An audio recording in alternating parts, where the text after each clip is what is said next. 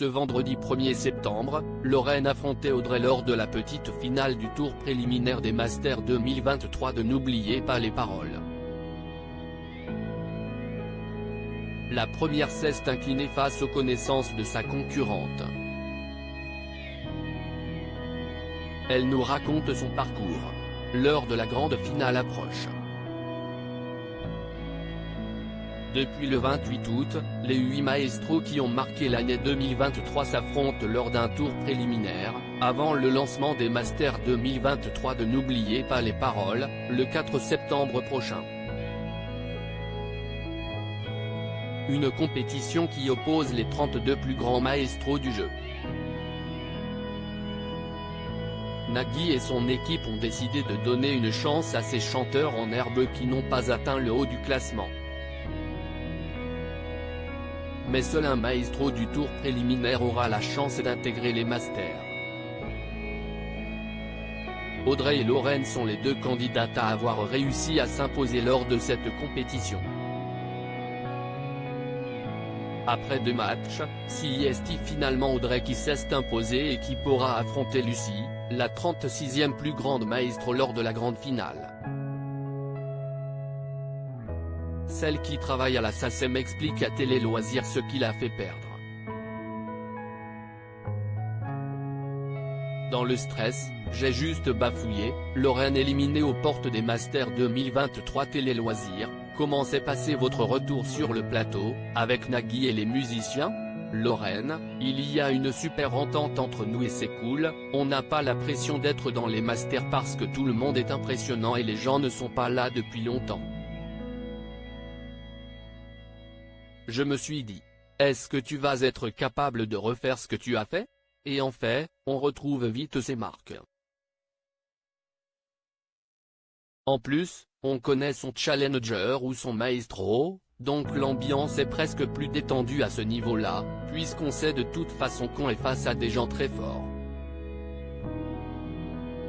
Vous perdez en finale face à Audrey, que s'est-il passé? Je venais de faire ma demi-finale juste avant, les tournages ont lieu dans la foulée note de la rédaction. Je venais déjà de vivre le fauteuil en deuxième manche, je venais de remonter une chanson classique mais très longue et en fait, je tremblais de tous mes membres. Du coup, j'ai enchaîné la finale et même si la première manche s'est bien passée, j'avais encore les sensations, que j'ai revécues très rapidement finalement, avec une chanson classique, La place des grands hommes. Comme beaucoup de candidats, je n'aime pas les classiques parce que finalement on les connaît tellement qu'on ne les connaît plus. Je me suis mise à douter sur quelque chose sur lequel je n'aille jamais douter. Dans le stress, j'ai juste bafouillé et voilà. Je sais que c'est ce fauteuil qui m'a mis une pression en plus.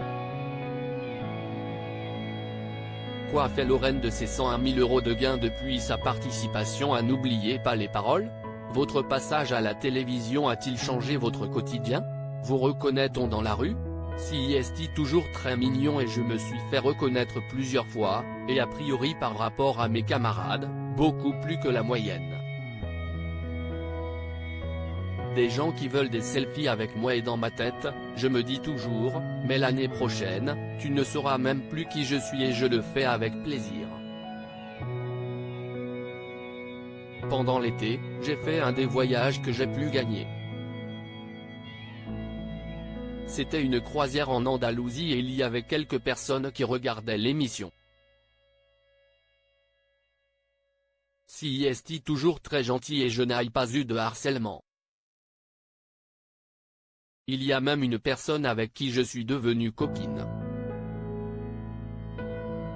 Après, c'est vrai que je n'ai pas été très épargné sur les réseaux sociaux. Je ne sais pas ce que j'ai fait à ces gens-là, mais ils m'ont décrit telle une personne prétentieuse, hautaine, que je ressemble à Barbie. Il y en a des vertes et des pas mûres, mais bon, ce n'est pas très intéressant. Lors de votre premier passage dans l'émission, vous gagnez 101 000 €. Avez-vous dépensé tous vos gains? Pas du tout. Si est une belle somme et en même temps, je pense que si on en fait n'importe quoi, ça peut partir très vite. J'ai envie de bien gérer ce coup de pouce de la vie et pas en faire n'importe quoi, parce que je m'en mordrai les doigts. J'essaie de maturer tranquillement l'idée de Quest, ce qu'on peut faire avec.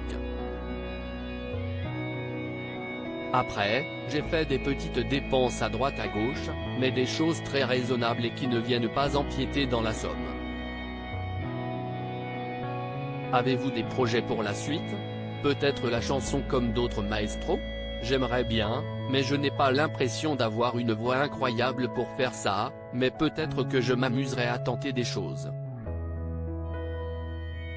Après j'ai été convié par un ancien maestro qui fait les concerts caritatifs et j'ai dit oui. Ça, c'est très chouette.